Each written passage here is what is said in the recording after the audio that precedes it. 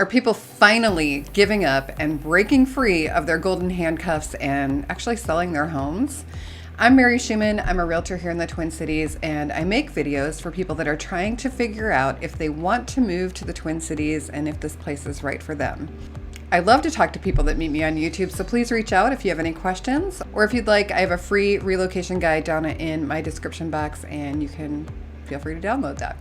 All right, by way of market update, I read an article in the Twin Cities Axios, and it took the position that people are starting to list their houses for sale and give up their super low interest rates that they may have on their mortgages. People are facing the fact that we will likely never be in the 3% or under range again for rates, and that's barring another national catastrophe. So we've been in a bit of a deadlock situation where would-be sellers felt like they were wearing a set of golden handcuffs and were unwilling to sell their homes and take on a new mortgage for a different house at a higher rate. Lots of factors have combined to result in what certainly appears to be an easing of this phenomenon. One of the biggest factors may simply be time. People cannot wait out these rates forever. I mean, the idea that 3% is coming back is a little bit delusional. Life happens and you need to move on. So new babies, they take up space, people get divorces, they take jobs elsewhere. Whatever that case may be, that actually requires letting go of that amazing rate that they were able to get a couple of years ago and take on a loan on a different house with a higher rate. The good news is that the property that they have been living in has gotten quite a bit of appreciation in the past few years. The median single-family home price in 2020 was $316,000 for the 7-county metro area, and today that same home, the median price is $415,000 in 4 years. So pretty hard to complain about that. Anecdotally, I am seeing many more houses on the daily email of new listings that agents in my office have. We used to have just a few a day for a while there, and today alone, my colleagues have listed 13 new homes. I know that I do work in a stellar office, and that is no lie, but we should probably look at data for the 7-county metro area to see if we are just absolutely amazing, which I already know, or if this is happening all over. Hard numbers tell a similar story. We have over 7,000 active listings in the metro area right now. And to put that in context, it is 33% more than we had at the beginning of this year and 19% more than we had at the same point last year. We are still low on homes in relation to demand. Just for more context here, in 2019, we had over 9,000 homes for sale, and that was the last what I would call normal market.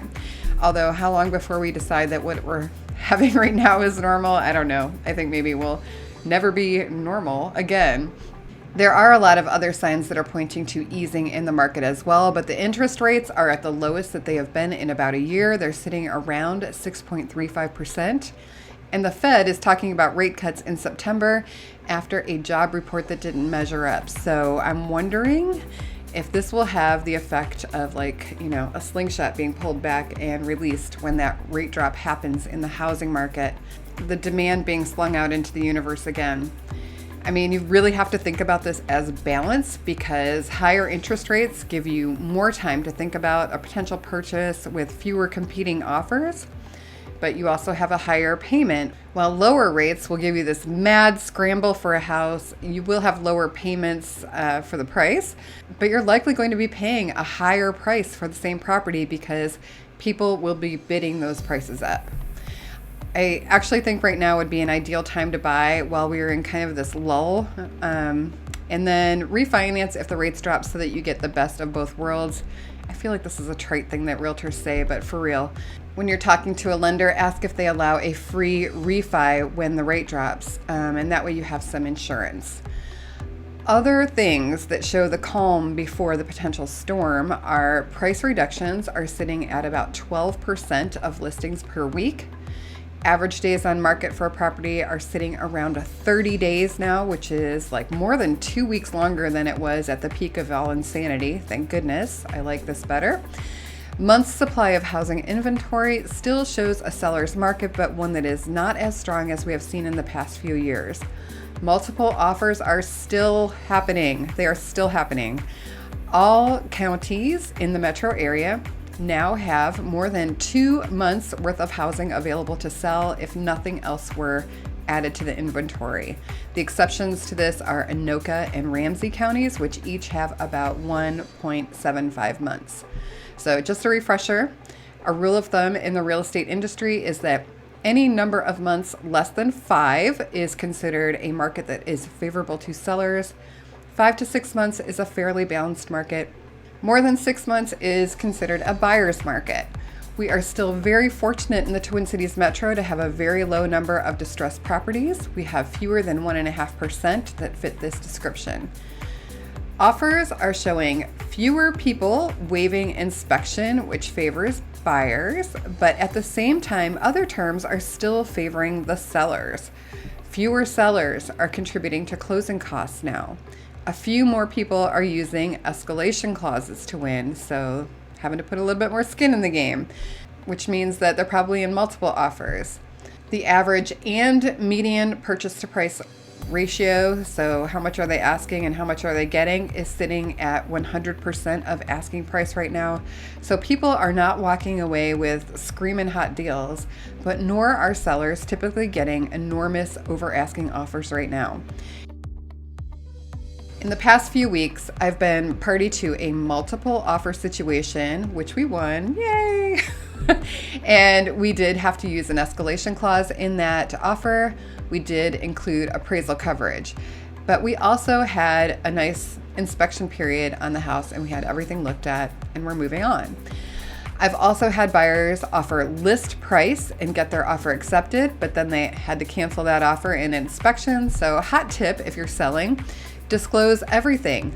Be incredibly scrupulous on your disclosures. We discovered that the disclosures on the house were off by more than a little bit. They tried to give us new information, but there is absolutely no way that we could trust that seller now. And oh, by the way, known fabrications result in lawsuits after the fact. So keep that in mind. Build trust, keep yourself out of a lawsuit. Another buyer offered sight unseen on a townhouse that was incoming soon. They offered a little bit over asking price and had their offer accepted. This buyer had been looking in below median price, and that meant that there were a lot of competition out there. We kept losing out in multiple offers. We just didn't have wiggle room. So this strategy really worked for her, and she's closing in about a week. And this one I am extra delighted about, because if I can help someone succeed that is having a hard time, that is just really gratifying. Thank you so much for watching today, and have a great week. Let me know if you have questions. Again, I love to talk to people that meet me on YouTube.